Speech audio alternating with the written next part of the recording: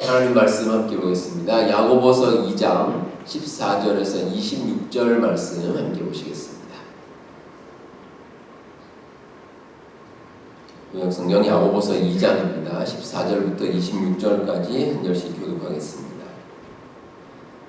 내 형제들아, 만일 사람이 믿음이 있노라 하고 행함이 없으면 무슨 유익이 있으리요? 그 믿음이 능히 자기를 구원하겠느냐?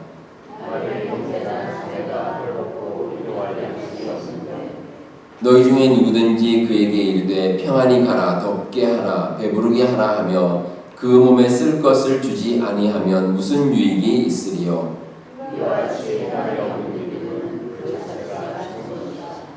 어떤 사람은 말하기를 너는 믿음이 있고 나는 행함이 있으니 행함이 없는 내 믿음을 내게 보이라. 나는 행함으로 내 믿음을 내게 보이려 하리라.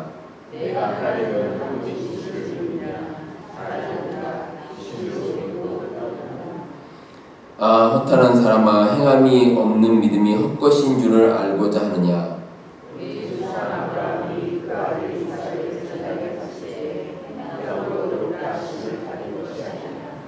네가 보거니와 믿음이 그의 행함과 함께 일하고 행함으로 믿음이 온전하게 되었느니라.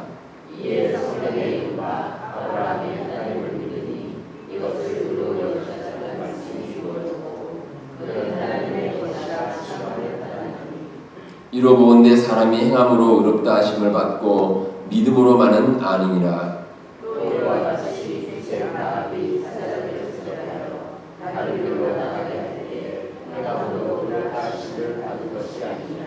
네, 26절 함께 보겠습니다.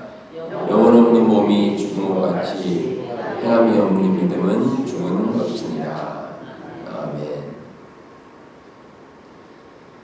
제가 신학교를 다니면서 주로 공부한 분야가 있습니다.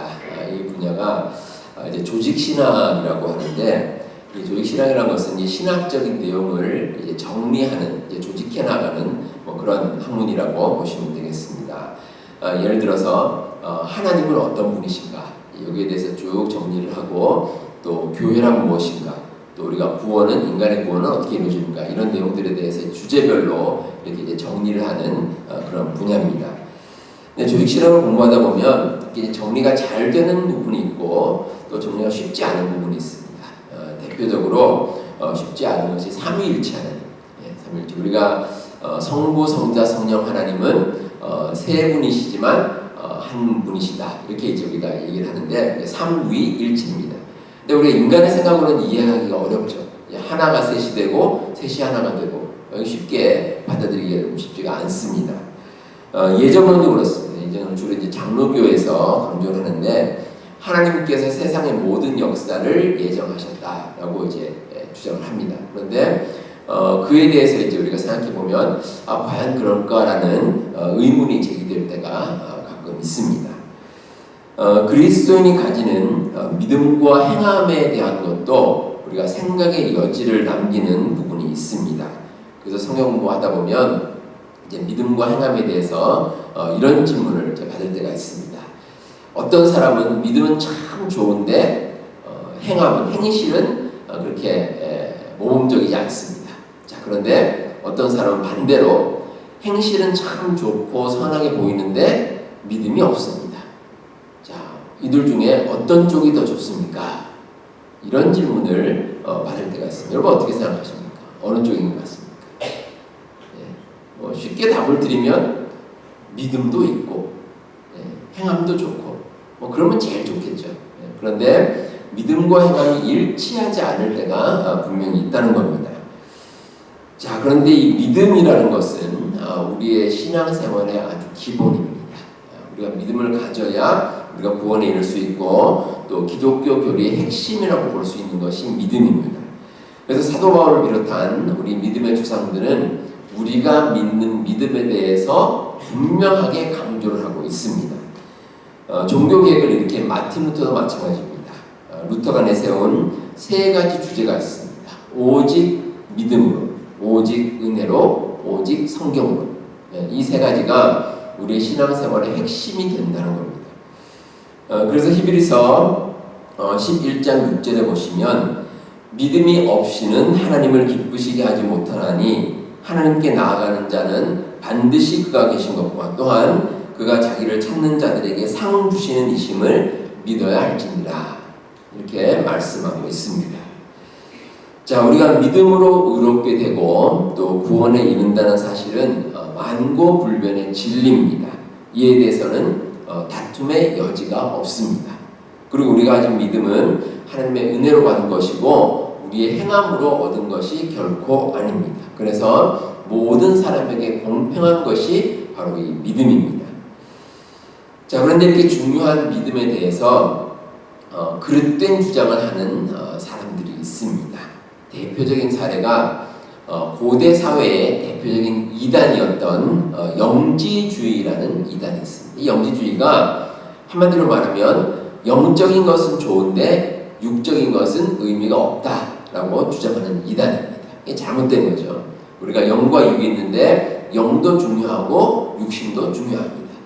근데 영지주의는 뭐라고 그러냐면 우리가 어차피 이 육신적인 것은 필요가 없기 때문에 세상에서 어떻게 살아도 상관이 없다는 겁니다. 그러니까 부도덕한 일을 저질러도 뭐 그게 무슨 문제가 될 게 있느냐 이렇게 주장하는데 결코 바르지가 않습니다. 자, 우리가 가진 믿음과 행함은 둘 다 나름대로 의미가 있습니다. 우리의 구원과 신앙생활에 있어서 일단 대전제는 믿음입니다. 일단 믿어야 됩니다. 그런데 그 믿음과 함께 우리의 행함도 반드시 필요합니다. 선한 행함이 있어야 됩니다. 오늘 함께 보신 말씀은 이 야고보서의 전체적인 주제를 다루는 내용입니다. 한마디로 말씀드리면 오늘 설교 제목처럼 행함으로 완성하는 믿음입니다. 제가 앞서도 말씀드렸지만 우리가 그리스도인이 된다는 것은 믿음이 있어야 됩니다. 일단 믿음이 있어야 우리가 신앙생활을 제대로 할 수가 있습니다. 근데 이와 아울러서 그리스도인이 된 이후에 우리의 행함도 역시 중요합니다. 아무런 행함도 없이 그저 믿기만 해서는 온전한 그리스도인이 될 수가 없다는 겁니다. 제가 가끔 말씀드리지만 이 믿음과 행함은 마치 이 결혼 생활과 마찬가지입니다. 이 청춘 남녀가 이제 서로 좋아서 결혼을 했습니다. 그러면 결혼 생활하는 가운데 결혼하는 자체는 중요합니다. 법적으로 아주 중요한 것이죠. 그래서 결혼하는 것 자체도 중요하지만 결혼한 후에도 서로 이제 사랑하고 믿고 하는 이 모습도 역시 중요하다는 겁니다.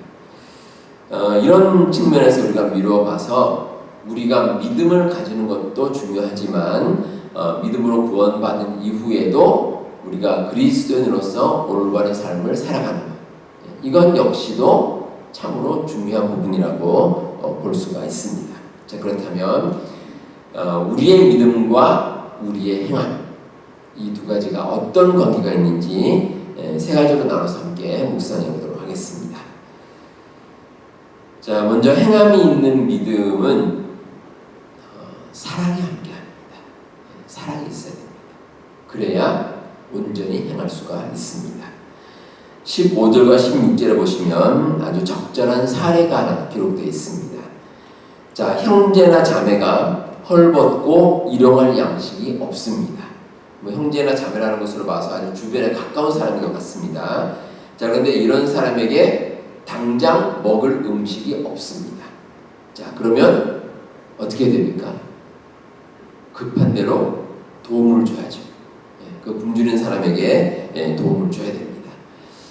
특히 고대 사회는 그렇습니다. 요즘이야 우리가 어느 정도 먹고 사는데 이제 지장이 없습니다. 적어도 사람이 사는 것이 물론 이제 잘 사는 사람도 있고 못 사는 사람도 있지만 그래도 끼니를 때우지 못할 만큼 그렇게 힘든 사람은 많이 줄어든 상태입니다.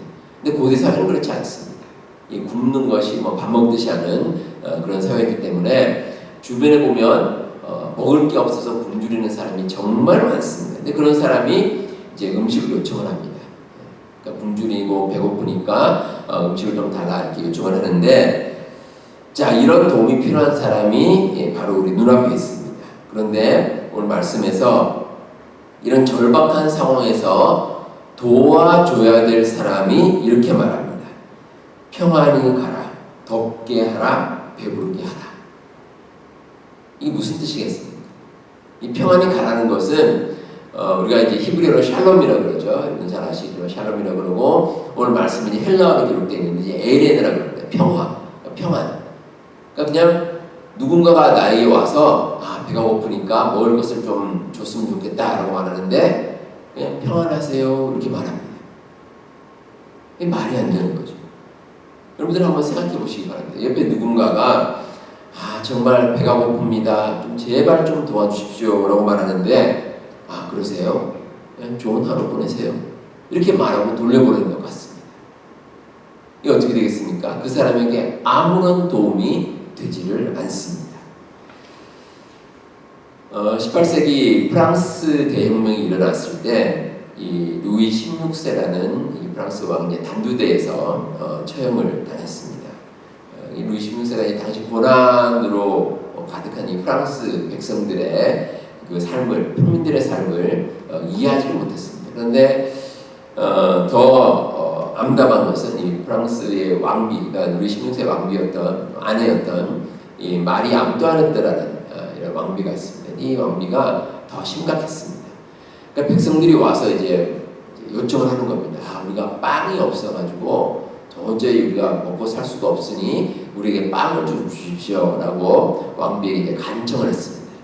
이제 왕비가 이제 백성들 보고 뭐라고 그랬냐면, 물론 이제 프랑스어로 말했겠지만 영어로 보면 이렇습니다. 영어로 말하면 Let them eat cake. 저들에게 케이크를 줘라. 빵이 없다니까 케이크를 줘라. 이렇게 이제 얘기를 하는 겁니다. 그러니까 한심한 거죠. 우리 가끔 왜 우리 젊은 친구들도 이제 어르신들이 옛날에 이제 힘드셨을 때, 뭐 보릿고개도 있고 뭐 전쟁도 있고 힘드셨을 때, 우리가 밥이 없어서 굶었다 그러면 라면 드시죠. 이렇게 이제 얘기를 하는데 똑같습니다. 전혀 뭐 철이 없이 아무것도 모르는 뭐 그런 상황이죠. 근데 오늘 말씀에 나오는 상황은 뭐 철이 없거나 몰라서 그런 게 아닙니다. 사랑과 관심이 없습니다. 누군가가 와서 내가 힘드니 나를 좀 도와주십시오라고 하는데 사랑하는 마음이 전혀 없습니다. 그러니까 그 사람에 대해서 아마 관심이 없는 겁니다. 그러다 보면 이 사람의 행위를 가지고 과연 믿음을 나타낼 수 있느냐? 그럴 수 없다는 겁니다. 헐벗고 굶주린 사람에게 뭐 평안히 가라, 덥게 하라, 배부르게 하라 이 말만 하면 뭐합니까? 사랑의 마음이 조금이라도 있으면 그 사람에게 도움의 손길을 내밀 것입니다. 헐벗고 굶주린 사람은 당장의 음식이 생명이 걸린 문제입니다. 그렇기 때문에 당신이 죽든지 말든지 상관없다 이런 마음이 아니라 적어도 사랑의 마음이 조금이라도 있다면 그 사람에게 관심을 가지는 것이 반드시 필요합니다. 사랑이라는 것은 실천입니다. 사랑은 말로만 이루어지지 않습니다. 이 사랑이라는 것은 실천을 통해 확증이 되고 말로만 사랑을 언급하는 것은 어찌 보면 위선입니다. 그래서 예수님께서 마태복음 23장 27절에 서기관들과 바리새인들을 가리켜서 회칠한 무덤과 같다라고 말씀을 하십니다. 이 무덤의 겉을 하얗게 칠하면 뭐 겉은 깨끗하죠. 그런데 속은 어떻습니까? 온갖 더러운 것이 가득합니다.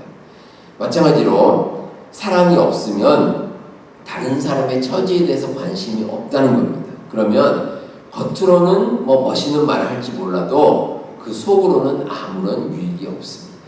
의미가 없다는 겁니다. 행함이 있는 믿음은 반드시 사랑에서 시작됩니다. 우리가 이웃을 사랑하면 그 사랑이 반드시 우리의 행함으로 나타나게 되어 있습니다. 우리 여러분 사랑의 마음을 담은 행함을 통해서 우리가 가진 믿음을 온전히 나타내는 우리 성도님들 되시기를 바랍니다. 다음으로 참된 행함은 우리가 가진 믿음에 구체적인 의미를 부여합니다. 오늘 말씀 18절에 보시면 어떤 사람은 말하기를 너는 믿음이 있고 나는 행함이 있으니 행함이 없는 내 믿음을 내게 보이라. 나는 행함으로 내 믿음을 내게 보이리라 하리라. 자, 이런 말씀이 기록되어 있습니다. 자, 이 말씀 좀 이해하기가 힘드실 텐데 뭐 간단하게 정리하면 이렇습니다. 믿음과 행함은 분리되지 않는다는 겁니다. 함께 간다는 겁니다. 그러니까 믿음과 행함이 분리된 걸 나에게 보여달라. 그러나 나는 행함과 믿음이 같이 가는 것을 보여주겠다. 이런 뜻입니다. 자, 그리스도인들에게 이 믿음과 행함은 분리되어 있지 않습니다. 물론 우리에게 일단 필요한 것은 믿음입니다. 하지만 믿음이라는 것은 우리의 행함 가운데 그 의미가 온전히 세워집니다. 일단 믿음이 필요한 이유는 이 행함의 방향성을 잡아줍니다. 우리가 믿음을 가지고 하나님을 향해서 나아가면 그러면 우리가 행하는 것도 그 길로 가게 됐습니다. 만약에 우리가 행함만 있고 믿음이 없으면 어디로 갈지 갈피를 잡을 수가 없습니다. 뭐 행함을 하긴 해야 되겠는데 선한 행을 해야 되겠는데 온전한 길로 갈 수가 없다는 겁니다. 그런데 행함이 없는 믿음은 또 어떤 믿음이냐? 의미가 없습니다. 그러니까 행함이라는 것은 우리 믿음을 구체화시킵니다. 그래서 세상 사람들 가운데서 우리 모습이 행함을 통해서 온전한 믿음이 드러나게 되어 있습니다. 제가 간단하게 하나 예를 들도록 하겠습니다. 여러분들 옛날 광고니까 기성세대 분들은 아실 텐데, 자, 12시에 만나요. 그 다음에 나오는 제품 이름이 뭡니까? 아유, 잘하시네요. 네, 12시에 만나요. 그러면 이제 브라보콘 이렇게 나오는데, 사실은 12시하고 브라보콘은 아무 상관이 없습니다. 그 두 가지가 무슨 상관이 있겠습니까? 뭐 특별한 의미가 없습니다. 그런데 제품 광고와 연결이 되면 바로 떠오르죠. 그렇죠? 우리의 생각이 바로 떠오르게 되어 있습니다. 우리의 행함이 그렇습니다. 우리가 믿음과 행함이 같이 가면 이렇습니다. 우리가 믿음이 갈 때 행함이 따라서 오면 똑같이 그 두 가지가 이렇게 같이 결합이 되어서 의미를 가집니다. 믿음도 의미를 가지고 행함도 의미를 가지고. 따로 떼어놓으면 의미가 상실됩니다. 그런데 같이 가게 되면 두 가지가 아주 중요한 의미를 가질 수가 있다는 겁니다. 자, 우리가 하나님의 은혜로 믿음을 가지게 됐습니다. 자, 그리고 그 믿음으로 우리가 구원에 이릅니다. 근데 믿음을 통해서 구원에 이르는데 우리의 행함이 함께하면 그 믿음이 더욱더 큰 의미를 가집니다. 왜냐하면 세상 사람들이 우리의 모습을 보고 하나님께 나아갈 수 있는 길이 열립니다. 근데 만약에 우리가 믿음은 있다고 하면서 행함을 제대로 드러내지 못하면 세상 사람들이 헷갈립니다. 하나님 믿음을 가진 사람이 왜 저렇게 살 수 있을까? 이런 생각을 하게 된다는 거죠. 그래서 우리가 믿음과 행함이 같이 가면 그러면 행함을 통해서 우리의 믿음이 정말 중요한 의미를 가지게 되고 둘이 결합이 되어서 올바른 뜻을 나타낼 수가 있습니다. 자, 우리의 믿음과 행함 이거 결코 분리되지 않습니다. 믿음은 행함의 방향성을 잡아줍니다. 그리고 행함은 믿음을 구체적으로 드러내는 아주 중요한 도구가 될 수 있습니다. 여러분들 이 진리를 잊지 마시고 우리의 믿음과 우리의 행함이 함께 나가는 그런 온전한 삶을 살아가는 우리 성도님들 되시기를 바랍니다. 자, 마지막으로 행함이라는 것은 아는 믿음이 아니라 깨닫는 믿음입니다. 자, 아주 중요합니다. 그래서 저를 따라서 하시겠습니다. 아는 믿음이 아니라 깨닫는 믿음이 됩시다. 자, 우리 믿음이라는 것은 그냥 우리가 아는 것, 그냥 알고만 있는 게 아닙니다. 아는 것으로 끝이 아닙니다. 깨닫는 것. 우리 마음속 깊이 깨닫는 것. 이게 이제 진짜 믿음입니다. 오늘 말씀 19절에 내가 하나님은 한 분이신 줄을 믿느냐 잘하는도다 귀신들도 믿고 떠느니라.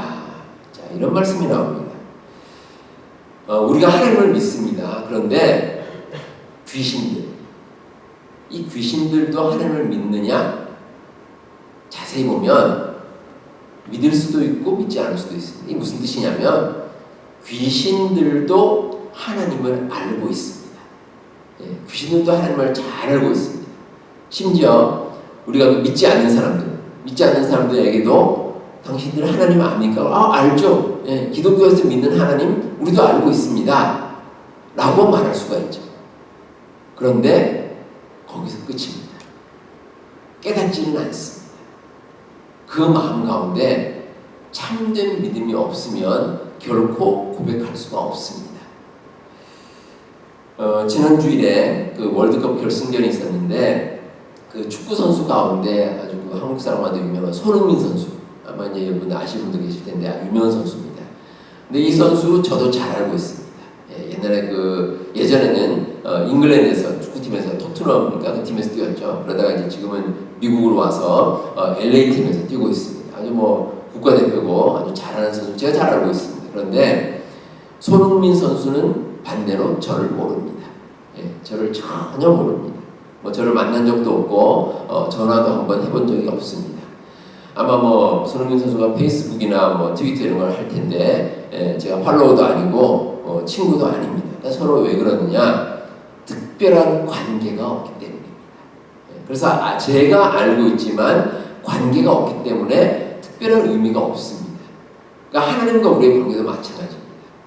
우리가 귀신들도 하나님을 안다고 얘기는 합니다.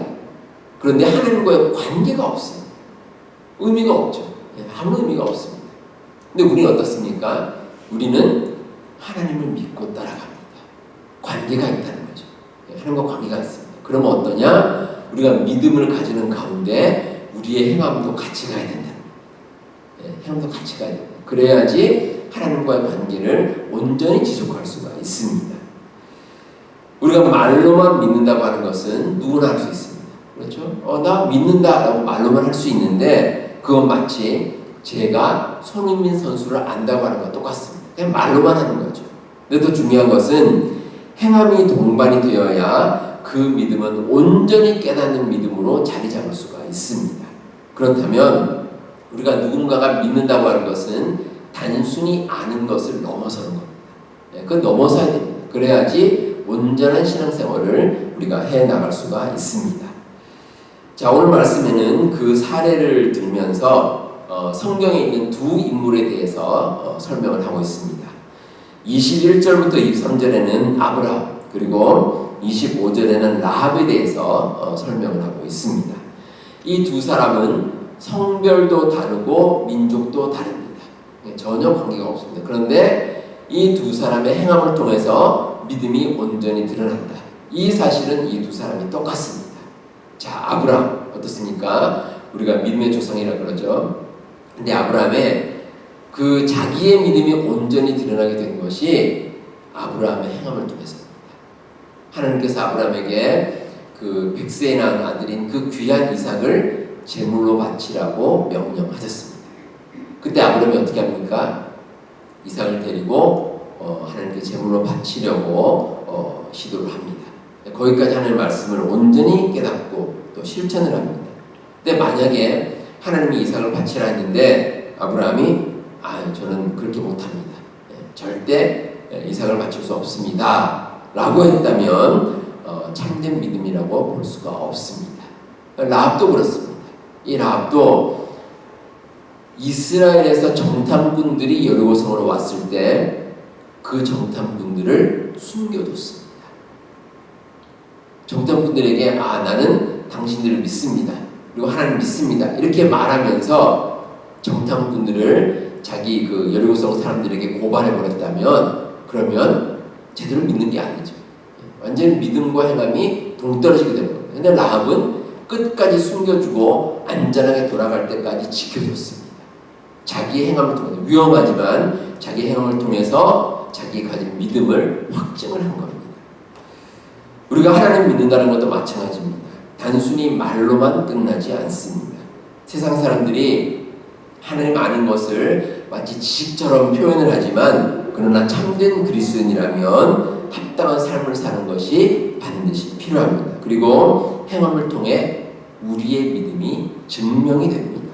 그래서 우리의 행함이야말로 온전히 하나님을 깨닫는 믿음을 만들어낼 수 있습니다. 우리 사랑하는 성도 여러분, 우리 모두는 예수 그리스도를 주님으로 고백하고 우리 주님의 귀한 자녀가 되었습니다. 그리고 그리스도인으로서 우리가 반드시 해야 될 일이 있습니다. 우리를 구원으로 인도하신 그 하나님의 은혜에 감사하고 그 감사를 사랑의 마음을 담아서 우리의 삶 가운데 실천하고 사는 겁니다. 우리 여러분들 주변에 우리의 도움이 필요한 또 우리의 사랑이 필요한 많은 분들이 있습니다. 그 사람들에게 우리가 가진 그 감사를, 하나님께 받은 감사를 실천함으로써 우리의 믿음이 행함을 통해 온전히 나타날 수가 있습니다.